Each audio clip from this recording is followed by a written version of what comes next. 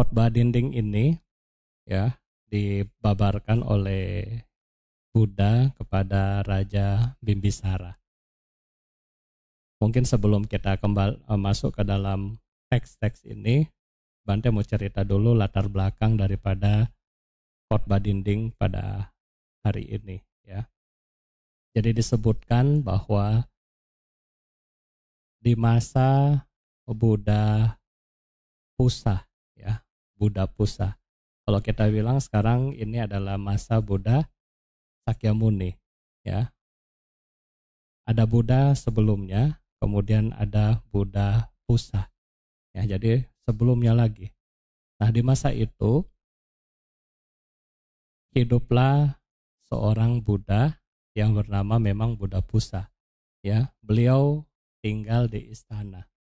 Ya, karena memang seorang Buddha rata-rata memiliki parami yang luar biasa, sehingga sangat wajar mereka terlahir sebagai seorang pangeran ya, atau orang yang kaya, karena parami beliau sudah luar biasa ya. Uniknya dari semua Buddha, Buddha Pusa adalah salah satu Buddha yang khusus dijaga dan dilayani oleh raja atau bapaknya sendiri ya. Kita nggak boleh berdana kepada Buddha, kita nggak boleh ketemu Buddha ya. Cuma Buddha itu ada di mana? Ada di istana ya, dijaga. Kalau Buddha mau makan, raja yang serahin. Kalau Buddha mau kemana, raja yang temenin. Jadi memang seperti itu kehidupan dari Buddha Pusa. Nah, menurut Bapak Ibu, kira-kira kalau kayak begitu rugi nggak kita? Rugi nggak? Kita nggak bisa dana makan, kita nggak bisa mendengarkan ceramah, ya kan? Yang kalau meditasi nggak usah bilang dah. Ya, ada Buddha juga lari kok orangnya. Ya, tetapi akhirnya singkat cerita, kakak adik dari beliau, pangeran-pangeran yang lain, kemudian memohon kepada raja. Raja, tolong kita mau supaya kita bisa bersama masyarakat itu bisa melakukan servis pelayanan penghormatan kepada Buddha. Mohon satu wasa aja. Satu wasa berapa lama? Berapa lama satu wasa? 3 bulan ya. Jadi satu wasa ini 3 bulan hanya untuk khusus meminta supaya raja melepaskan Buddha supaya bisa di take care atau dijaga oleh masyarakat. Kemudian akhirnya dengan berat hati raja bilang oke, silahkan ya. Nah, selama 3 bulan ini Bapak Ibu, singkat cerita, ada 2 pihak ya.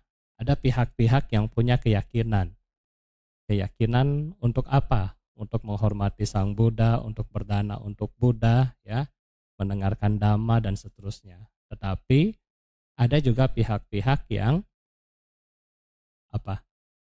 tidak suka sama Sang Buddha ya, merasa terganggu. Aduh, Sang Buddha keluar dari istana yang tadinya kuilnya ramai jadi sepi. Ya, gara-gara ada Sang Buddha. Nah, itu. Jadi pada terganggu. Juga pelayan-pelayan istana juga dua-dua hati kerjanya ya. Seperti contoh kalau misalnya kita suruh orang, tolong kamu misalnya bersihkan wihara. Kalau dia punya hatinya nggak cocok bagaimana? Bersih nggak? Enggak ya. Atau mungkin ibu-ibu sama bapak-bapak suruh anak-anak belajar. Kalau hatinya lagi mau main Free Fire, belajar enggak? Ya, enggak. Ya, pasti itu. Jadi seperti itu ya. Tidak dengan niat yang tulus ya.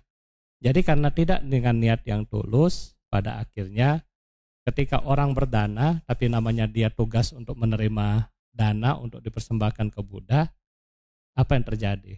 Dia korupsi. Tetapi tidak senilai 271 triliun. Ya, korupsinya bagaimana Bante? Korupsinya itu misalnya orang kasih buah apel 5. Kan dia lihat itu buah sudah banyak banget. Buddha juga nggak bakalan makan misalnya kan. Jadi dia ambil 1. mau buat siapa di rumah simpan, 4 kasih Buddha. Melakukan hal-hal yang seperti itu.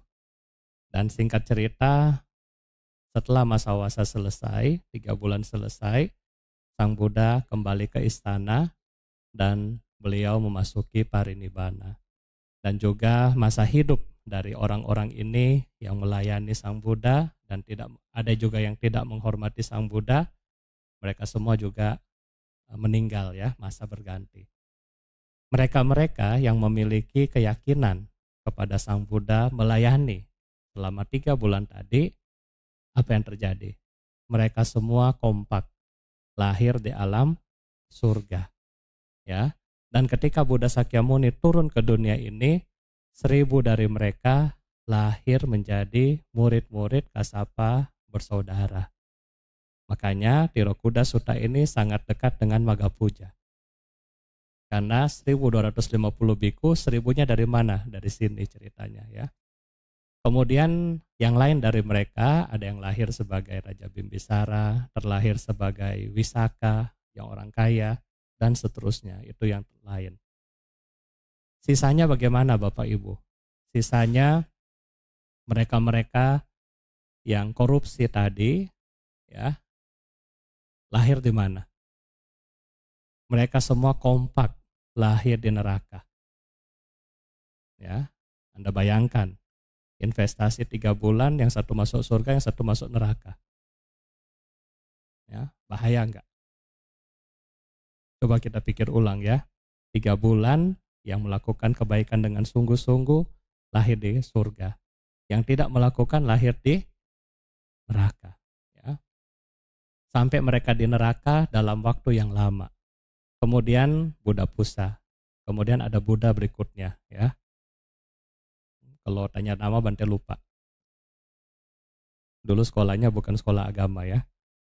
Jadi Buddha berikutnya. Nah di Buddha berikutnya keluarga. Keluarga yang memiliki hubungan karma berdana. Semoga dana ini, jasa kebajikan ini melimpah sama sanak keluarga kami di masa-masa lampau. Semoga mereka berbahagia. Apa yang terjadi? Buddha waktu itu ngomong, oh hari ini leluhur kalian yang ada di neraka cuma bisa naik 1 tingkat. Ya, Anda bayangkan, kebajikan yang Anda lakukan kepada sama Sang Buddha menolong mereka punya karma hanya naik 1 tingkat. Yaitu naik menjadi apa? Mereka hari ini karena kebajikan Anda, mereka naik menjadi makhluk peta. Ya, nanti di masa mendatang ada yang saudara kamu akan bernama Bimbisara. Mereka ini yang akan menolong para peta ini terlahir di alam surga. Bapak Ibu, kalau mendengar cerita seperti ini, kalau kita jadi makhluk peta, kita bagaimana rasanya? Ya, wah nunggu banget ya. Siapa tuh Bimbisara, cari di mana, pokoknya cari. Supaya cepat terbebas dari penderitaan, atau mau lama-lama di penderitaan. Ya, mau cepat bebas atau mau lama? Ya, mau cepat bebas. Akhirnya mereka semua sudah menunggu untuk waktu yang lama. Nah, setelah menunggu untuk waktu yang lama, ternyata Bapak Ibu, di hari penantian ketika Bimbisara ketemu dengan Buddha Sakyamuni, ketika beliau berdana makanan, ternyata Raja Bimbisara lupa. Lupa untuk apa? Melakukan pelimpahan jasa. Waktu itu Bimbisara salah fokus ya.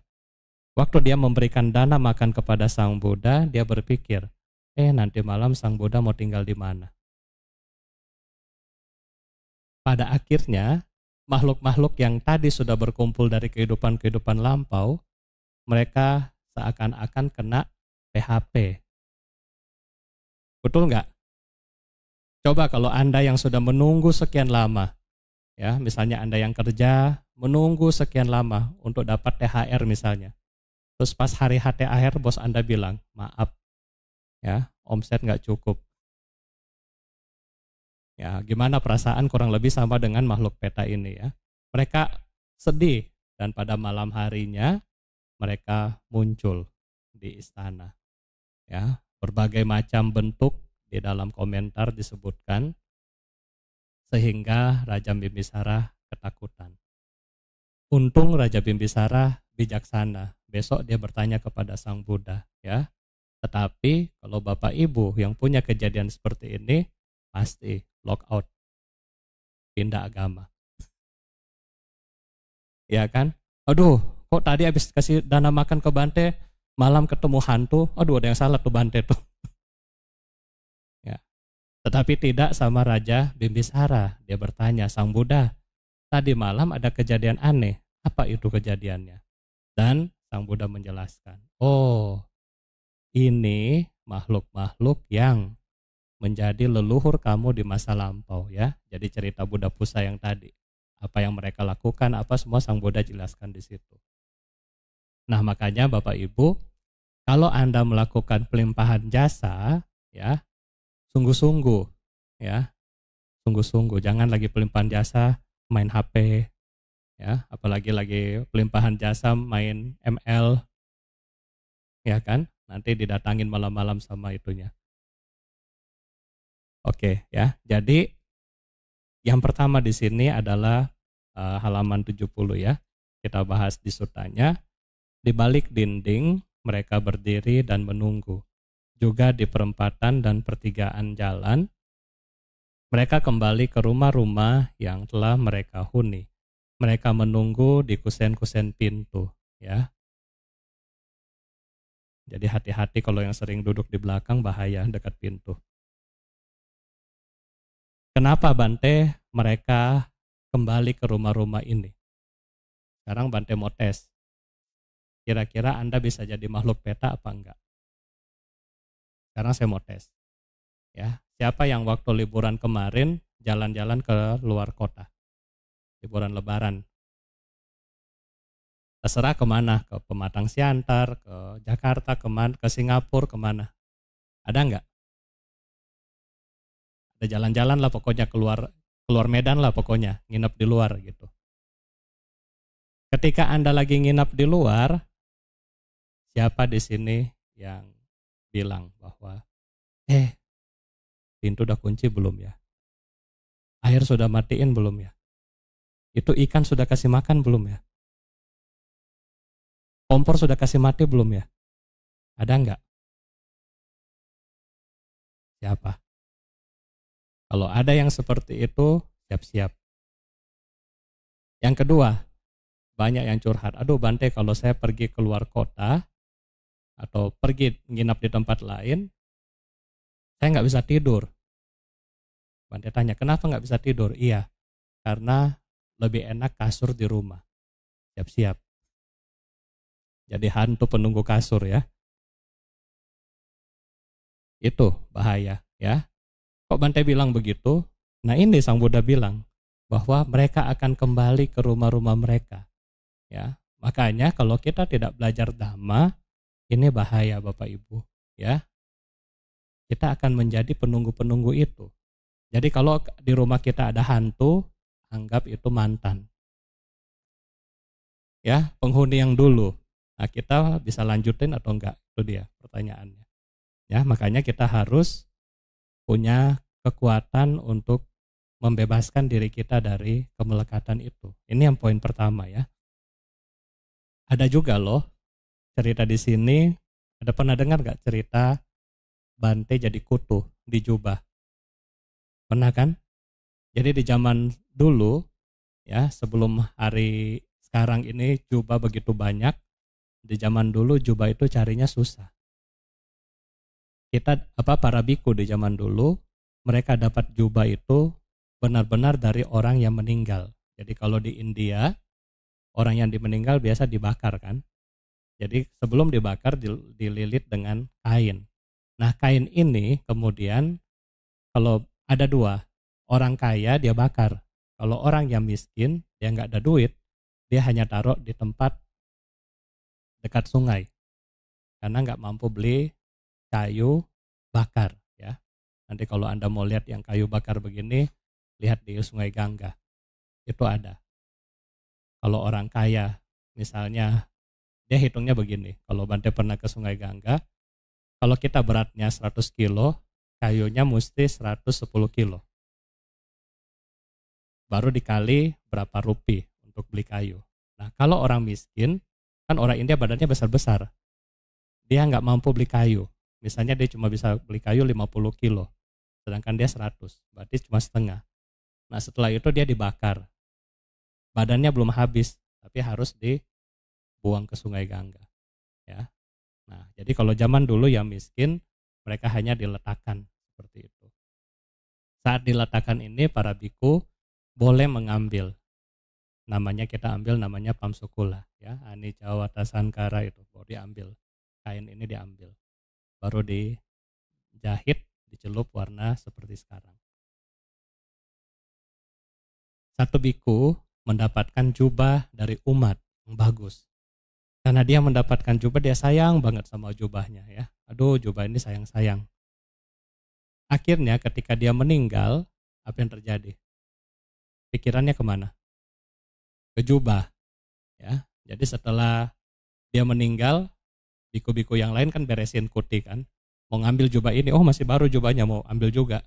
Sang Buddha bilang, jangan. Simpan dulu selama 7 hari. Semua bingung. Kok Sang Buddha jubah itu disuruh simpan? Akhirnya Sang Buddha cerita, oh di situ ada teman kamu ya yang jadi kutu. Nanti 7 hari dia akan mati sendiri, baru kalian boleh ambil jubah ini. Nah, jadi ini sama dengan poin yang pertama ya. Yang kedua adalah, namun jika diadakan pesta besar dengan sajian makanan dan minuman yang beraneka macam, ternyata tak seorang pun yang mengingat makhluk-makhluk itu akibat dari perbuatan mereka di masa lampau. Sekarang Bante mau tanya kepada Bapak Ibu, kalau Anda ulang tahun, Anda biasa mengundang orang-orang yang baik sama Anda atau yang orang-orang yang jahat sama Anda? Ya, orang-orang yang baik sama kita. Di sini sudah jelas ya, akibat perbuatan mereka di masa lampau. Kalau dia memang jahat kehidupan lalunya, maka sering dilupakan sama keluarga, itu wajar. Ya, makanya kita yang masih hidup hari ini jangan jahat-jahat dari keluarga. Ya, jangan jadi anak hantu. Ya. Tahu nggak anak hantu? Mama sudah masak, capek-capek sudah masak, nggak ada. Ya, begitu masak taruh di meja, mamanya mandi, keluar, makanan hilang. Anak hantu makan. Ya kan, suruh cuci piring, tidur main game di kamar. Ini. Jadi jangan jadi anak hantu ya. Mesti belajar dhamma, mesti tahu aturan, harus bantu orang tua. Nah, kalau kita perbuatan kita jahat, maka tidak ada yang suka sama kita. Ya, maka ketika pun Anda meninggal, Anda pun juga akan dilupakan oleh keluarga Anda sendiri. Ya. Di sini Sang Buddha bilang, demikianlah mereka yang hatinya penuh welas asih, melimpahkan kepada sanak keluarga mereka yang telah meninggal persembahan makanan dan minuman dengan tulus yang terbaik dan sesuai saat ini. Siapa di sini yang penuh welas asih? Ini adalah mereka-mereka yang sudah paham dengan dharma atau dhamma. Kenapa orang yang paham dengan dhamma memiliki welas asih? Karena Sang Buddha bilang, 2 orang di dunia ini yang paling sukar ditemukan, yaitu orang yang memiliki katanyu, mengingat jasa orang lain, dan orang yang memiliki pengertian kata wedi, orang yang berusaha membalas jasa-jasa kebajikan dari orang itu. Betul, susah nggak 2 orang ini di dunia? Seumur hidup kita, sepengalaman kita, susah nggak? Susah kan? Nah, makanya di sini Sang Buddha bilang hanya orang yang penuh welas asih yang masih mau melakukan 2 hal ini. Ya. Kemudian juga di sini Banyak juga yang selalu bilang ke Bante, Bante, agama Buddha itu susah. Agama Buddha itu susah, ya kan? Bante tanya, kenapa susah? Iya, orang mati kalau mau sembahyang banyak, ya kan? Mesti beli samseng, beli apa lagi? Beli buah, beli apa, banyak sekali, ya kan? Apakah itu harus kita persembahkan? Untuk kita yang umat Buddha, Sang Buddha sudah jelaskan di sini. Yang terbaik dan sesuai dengan saat ini. Terbaik maksudnya apa? Semampu kita. Sekarang lagi COVID, ekonomi lagi susah. Semampu Anda. Yang terbaik hari ini, ya. Bukan, oh dulu saya dana satu meja Bante. Sekarang mau dana satu meja mahal. Jadi nggak mampu. Jadi nggak sembahyang. Salah. Jadi harus yang terbaik dan sesuai dengan saat ini. Ketika Anda mau sedang melakukan persembahan itu. Ya, maksud Bante ini, paham ya? Jadi nggak perlu mewah-mewah, nggak perlu banyak, tetapi sesuai dengan kemampuan kita. Bante saya nggak mampu, hari ini bagaimana? Ya foto, kasih teh, cukup, ya kan? Yang penting bakti, yang penting welas asih hati kita. Nah ini ya, ketika kita melakukan pelimpahan jasa, apa yang kita lakukan? Kita doakan ya, semoga jasa-jasa ini melimpah pada sanak keluarga yang telah meninggal, semoga mereka berbahagia. Para sanak keluarga yang menjadi makhluk peta yang hadir dan berkumpul di sana dengan bersemangat akan memberikan berkah kepada mereka untuk persembahan makanan dan minuman yang telah mereka terima. Semoga sanak keluargaku panjang usia, sebab karena merekalah kami menerima persembahan ini. Untuk persembahan yang kami terima, si pemberi akan menerima buah dari perbuatan mereka. Artinya, para makhluk peta ini, mereka pun masih ingat sama kalian, masih mendoakan kalian.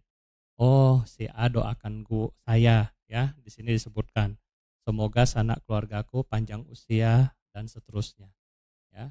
Karena kita sudah berbuat kebaikan untuk mereka. Mereka pun mendoakan kita semua, ya. Dan di sini juga disebutkan, si pemberi akan menerima buah dari perbuatan mereka. Bante mau tanya sekarang, si pemberi ini siapa?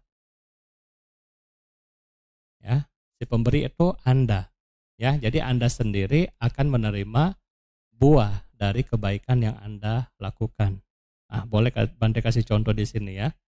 Bante kasih contoh di sini adalah contoh. Misalnya Bapak Ibu yang anaknya sekolah di luar kota. Misalnya sekolah di Jakarta, ya.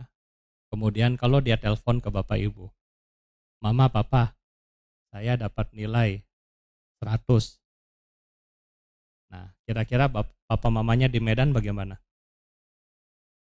Ya, senang, bahagia, ya kan? Tetapi yang pintar siapa? Anaknya atau papa mamanya? Siapa? Anaknya yang pintar, karena dia yang sekolah, dia yang belajar, dia yang ujian, dia dapat nilai. Papa mamanya dapat telepon. Ya kan? Bahagia telepon kan? Nah, sama dengan ini, ya. Si pemberi akan menerima buah dari perbuatan mereka. Si pemberi itu apa? Anak. Dia yang ujian dan seterusnya. Kita dapat telepon. Ya kan? Kalau Anda ditelepon sama anak, bagaimana?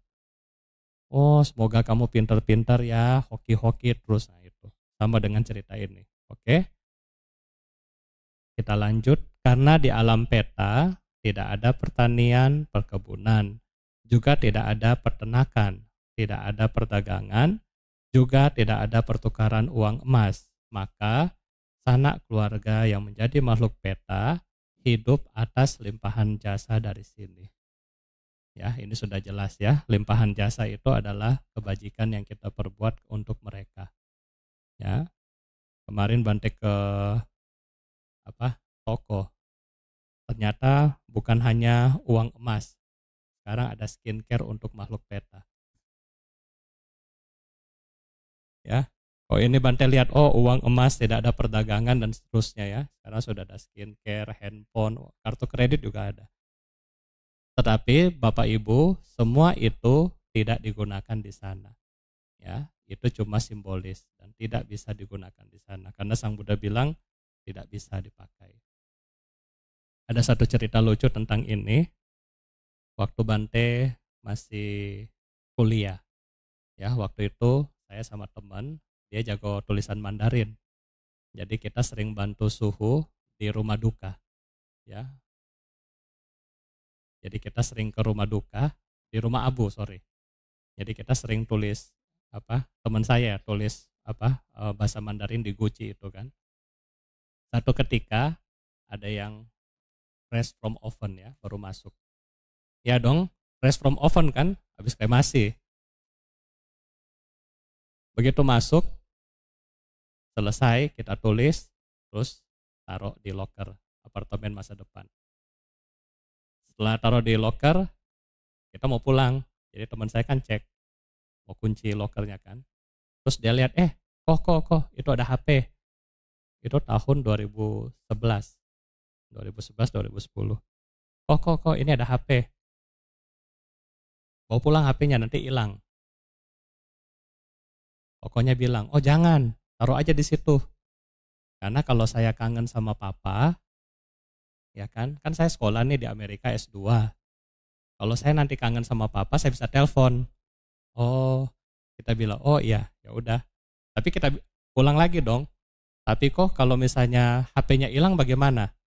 Pokoknya juga jawab, gak apa-apa, itu kan HP dummy. Paham gak HP dummy? HP di toko-toko itu pajangan. Saya sama teman saya bingung. Anak S2 Amerika, terus telepon dummy bagaimana telepon ke kamu juga, gimana ya?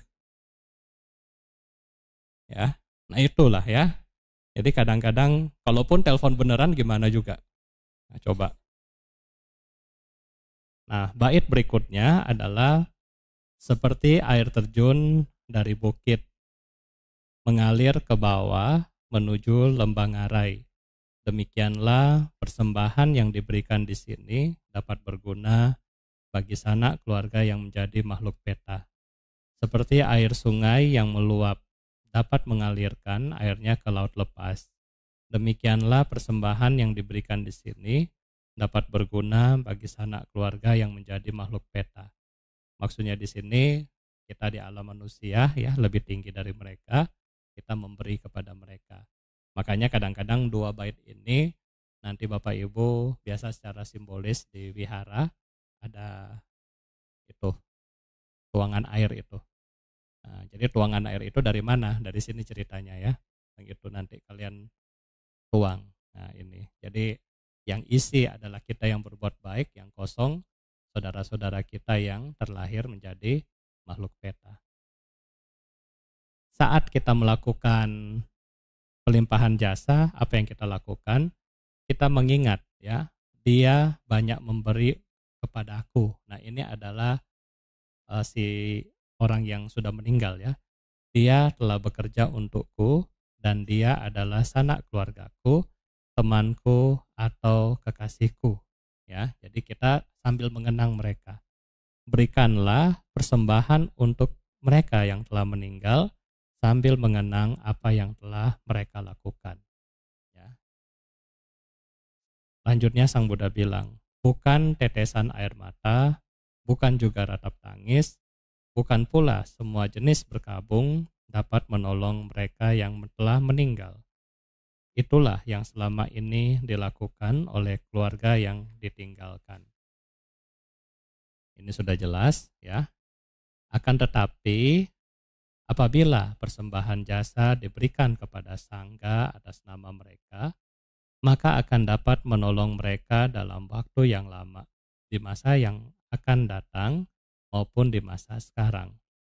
Kewajiban dhamma untuk keluarga telah dipertunjukkan dan bagaimana pelimpahan jasa kepada yang telah meninggal dilaksanakan dan bagaimana para biku telah diberikan kekuatan dan betapa besar jasa kebaikan yang telah Anda perbuat. Nah, Bapak Ibu, dua baris yang terakhir ini Bante sambung dengan cerita Raja Bimbisara yang tadi, ya. Di mana ketika dia bertanya kepada Sang Buddha kembali, apa yang harusnya saya lakukan? Sang Buddha bilang, oke, kalau begitu undang kembali para biku sangga, ya. Ketika Bimbisara mengundang kembali para biku sangga, mereka semua datang di istana dan Sang Buddha dengan kekuatan saktinya, ya, menunjukkan semua makhluk ini. Di dalam teks dibilang ada yang tingginya seperti pohon aren 4-5 meter yang hangus terbakar, ya. Ada yang badannya bentuknya nggak jelas dan seterusnya, itu banyak, ya. Nah, kemudian ketika di istana, semua yang datang di istana itu bisa lihat mereka, ya. Ini dengan kekuatan Sang Buddha kasih tunjukkan. Nah, lantas Raja Bimbisara memulai proses pelimpahan jasa, di mana dia mulai memberikan persembahan air. Ketika Sang Buddha menerima air dari Bimbisara, maka seketika makhluk-makhluk yang tadi badannya kotor, ya kan, Anda bayangkan sudah lama di penjara, ya. Di penjara itu dibakar, ya, dibolak-balik, ya, dicelupin, ya, tetapi bukan Oreo. Ya, jadi itu di neraka sudah sekian lama. Jadi kotoran mereka tuh sudah sangat-sangat gosong. Tetapi ketika persembahan air diberikan kepada Sang Buddha, lantas makhluk-makhluk yang penuh dengan kekotoran fisik tadi langsung bersih. Ketika Sang Buddha dipersembahkan makanan seperti bubur, ya, makanan lunak, lantas badan-badan tadi yang kurang bagus menjadi badan yang baik, ya. Kemudian setelah Sang Buddha juga dipersembahkan kalau nggak salah sendal atau jubah, ya. Lantas mereka memiliki baju-baju surgawi dan di akhir pelimpahan jasa semua makhluk itu masuk ke alam surga. Ya, jadi ini adalah cerita mengenai Tirokuda Sutta, ya. Tirokuda Sutta kita harus mengingat satu, di mana ada welas asih, di situ kita perlu fokus dan juga kita perlu mengingat jasa-jasa daripada orang yang sudah meninggal. Nah, barulah kita punya kekuatan untuk menolong mereka. Dan Bante ingatkan kepada Bapak Ibu bahwa nilai pelimpahan jasa yang Bapak Ibu berikan itu kecil, gak besar. Gak besar, ya kan? Gak besar, gak bisa menolong mereka dalam waktu yang panjang. Jadi jangan begini, kebanyakan umat Buddha itu kan mau gampang kan. Oh Bante, ini neraka lagi kalau bulan Citgue, neraka lagi dibuka, ya kan? Neraka lagi dibuka. Saya selama 1 bulan pelimpahan jasa terus, ya kan? Setelah neraka ditutup, dia kasih tahu ke kungkungnya, Kung, nih ya, duit sedikit sampai ketemu tahun depan. Ya, pelimpahan jasa bukan seperti itu. Anda harus ingat pelimpahan jasa simpelnya seperti kita hanya mempunyai 1 roti yang kita kasih kepada pengemis. Pertanyaan Bante, cukup nggak roti kita untuk 1 tahun ke depan? Cukup nggak? Nggak cukup. Sehingga pelimpahan jasa dan kebajikan itu harus kita lakukan setiap hari. Setiap hari kita kasih ke mereka. Supaya itu cukup dan bukan berarti kita mampu mengangkat mereka jauh lebih tinggi. Karena bagaimanapun tetap ada kama yoni, kama bandhu, kama patisarana. Sesuai dengan karma dari makhluk-makhluk ini. Ya, jadi mungkin itu yang bisa Bante sampaikan buat malam hari ini. Semoga kita semua senantiasa setiap hari berbuat kebaikan. Berbuat kebaikan bukan hanya berdana. Ya, Bante tahu di Medan nomor 1 dana makan. Ya, Ada berdana lebih gampang. Apa itu? Menjalankan 5 sila. Sudah belum? Menjalankan 5 sila Sang Buddha jamin silena sugating yanti, bisa masuk surga loh. Ya kan? Lebih tinggi lagi, Anda apa lakukan? Meditasi. Ya kan? Ini harus kita lakukan. Setiap hari atau mau jarang-jarang, terserah Bapak Ibu. Ya, yang penting Bante punya tugas kasih tahu bahwa kebajikan bukan hanya berdana. Sudah bagus Anda datang melakukan berdana di semua wihara, itu bagus. Tetapi dana itu untuk membuat Anda menjadi kaya, menjadi punya rejeki itu karena kita giving, memberi, ya.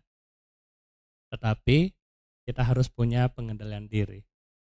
Kita sudah jadi orang kaya, punya banyak uang, bisa miskin nggak? Bisa miskin kalau tidak punya pengendalian diri. Makanya kita harus punya nomor 2, sila, pengendalian diri. Nomor 3, mesti punya pikiran yang baik. Nah, jadi ini dana, sila, samadhi.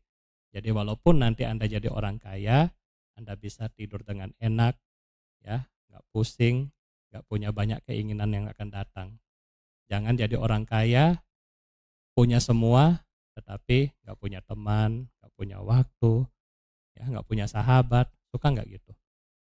Ya kan? Jadi kita harus belajar dhamma, praktek dhamma setiap hari. Jadi semua kebahagiaan yang kita punya komplit, ya. Sabe sata bawantu sukitata, semoga semua makhluk hidup berbahagia.